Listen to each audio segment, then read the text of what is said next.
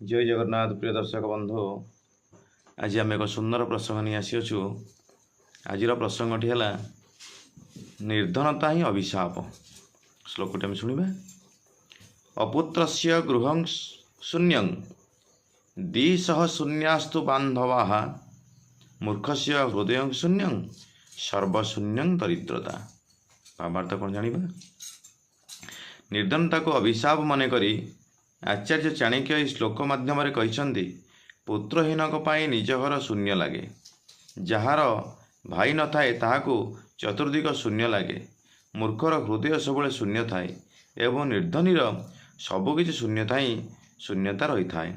अर्थात जार गोटे हेले पुत्र नहीं ताकू तार निज घर मध्य खाली खाली लगी थाए, जार कौन भाई न थाए ताकू तार परिवेश अर्थात चतुर्दिक खाली खाली लगी थाए। मूर्ख लोकंकर भल मंद ज्ञान ही न थाए, तेणु तार हृदय सबले शून्यतार भरी रही थाए। किंतु गोटे गरीब पाई तार घर, तार देश, परिदेश, हृदय और संसार सबकि शून्यता अनुभव होता है। तेणु यह नित्याন্ত जानिबा आवश्यक। जानिले समस्त मंगल होता है। जदि आम चैनल भल लगी थाए तेज लाइक शेयर और सब्सक्राइब करंतु। ओम ज्योति क्रिएशन एक नूतन प्रयास आमे जारी रखीछु। जय जगन्नाथ।